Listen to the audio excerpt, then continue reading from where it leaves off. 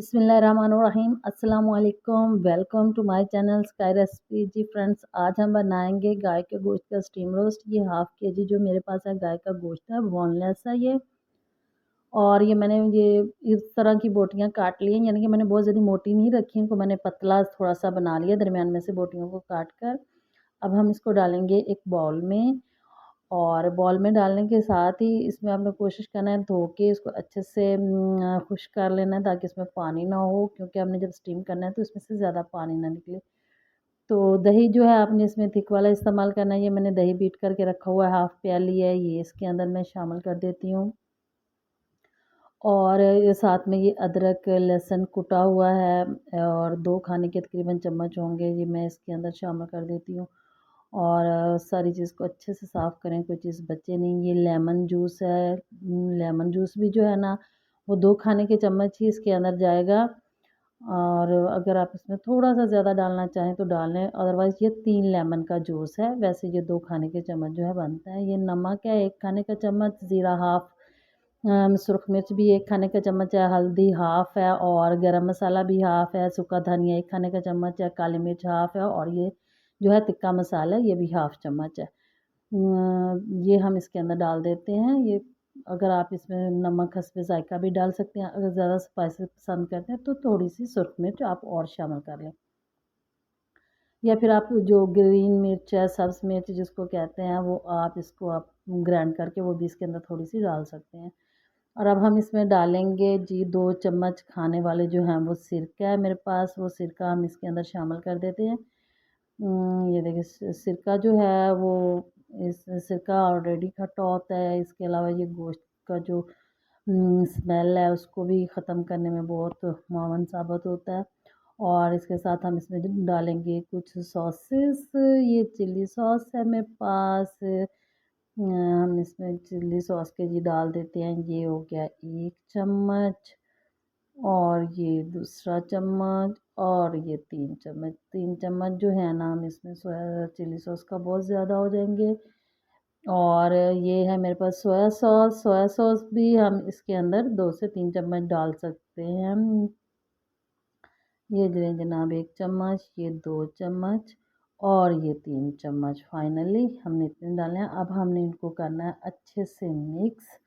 अब इसको अच्छे से मिक्स करें, हाथ की मदद से भी आप इसको मिक्स कर सकते हैं, चाहे तो इसको चम्मच से भी मिक्स कर लें, क्योंकि ये मैंने इसकी बोटियों को जो मैंने पतला भी किया हुआ है, इतना ज़्यादा मोटी नहीं है। अगर आप चाहें तो मोटी भी रख सकते हैं, इसमें कोई टेंशन वाली बात। अब हम इसको कवर लगा के रख देंगे। अगर आप इसको ओवरनाइट के लिए भी रखना चाहते हो तो रख लें, लेकिन कम से कम इसको 3 से 4 घंटे रखें। ये लेकिन फ्रेंड 3 से 4 घंटे के बाद हम देखते हैं। देखिए माशाल्लाह बहुत अच्छी ही खुशबू आ रही है इससे अभी से, और बहुत अच्छे से जो हमारा मसाले हैं वो गोश्त के अंदर जज़्ब हो गए हैं। और इसको हम रखते हैं साइड पे। अब हम कढ़ाई जो है चूल्हे पे रखते हैं।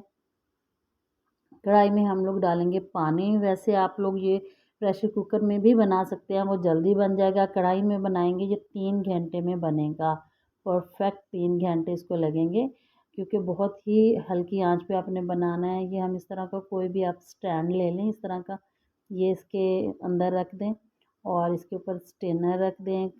घर में आम होता है आपके पास, कोई इसके लिए वो में नहीं लेना पड़ता। ये देखें आम घर में जो यूज़ होता है, इसके ऊपर जो है ना अब हम अपनी गोश्त जो हमने रखा हुआ था मसाला लगा के, हम इसको एक एक पीस करके इसके ऊपर अच्छे से लगा देंगे।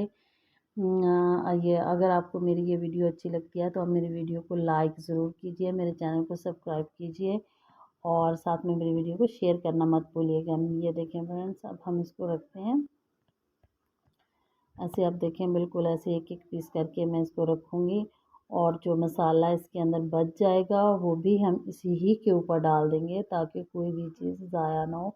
ये बहुत टेस्टी बनता है, ऑयल के बगैर बनता है, और उन लोगों के लिए तो बहुत अच्छा है जो लोग ऑयल बिल्कुल नहीं खाते, या जिन लोगों को डॉक्टर ने मना किया हुआ कि ऑयल नहीं खाना, तो उनके लिए ये बहुत ज़बरदस्त है। तो और टेस्टी भी बहुत बनता है। आप ज़रूर ट्राई कीजिएगा इसको, और बहुत आसानी से बन जाता है। ये मैंने इसको पूरी कोटिंग करके सारा जो है पीस यहाँ पे लगा दिया। हम जो मसाला बचा वो भी इसके ऊपर फैला देती हूँ। और इसके ऊपर हम लोग लगाएंगे बटर पेपर, क्योंकि मेरे पास अभी बटर पेपर नहीं है, तो मैं ये काम जो है ना वो टिश्यू की मदद से चलाऊंगी। टिश्यू को डबल करके इसके ऊपर मैं जो है ना फैला दूंगी। आप वो काम बिल्कुल बटर पेपर की तरह डबल टिश्यू कर लेंगे तो हो जाएगा। ये इसलिए लगाया है कि भाप का जो पानी गिरता है वो डायरेक्ट जो है ना गोश्त के ऊपर ना गिरे। जी फ्रेंड, 3 से 4 घंटे गुजर गए हैं, अब हम इसको चेक करते हैं। ये देखें जी, हमारा स्टीम रोस्ट हो गया तैयार। अब हम इसको टिश्यू को जो है ना वो हटा देते हैं। ये देखिए, बहुत ही ज़बरदस्त खुशबू माशाल्लाह। बहुत ही ज़बरदस्त खुशबू। अब हम इसको डिश आउट करते हैं, बाहर निकालते हैं। बहुत ही मज़े की, ये देखिए फ्रेंड्स, बहुत ही मज़े की, बहुत अच्छी खुशबू आ रही है, बहुत टेस्टी है। आप इसको लेमन, टमाटर, प्याज के साथ सर्व कर सकते हैं, साथ में रायता, केचप कुछ भी ले सकते हैं। ये देखें माशाल्लाह से बहुत ही नरम जो है ना वो गोश्त हो गया। आप देखें बोटी बिल्कुल नरम हो गई है, सॉफ्ट हो गई है। उम्मीद करती हूँ कि आपको मेरी रेसिपी बहुत अच्छी लगी होगी। इसी के साथ मुझे दीजिए इजाज़त। अपना रखिए ख्याल। अल्लाह हाफ़िज़।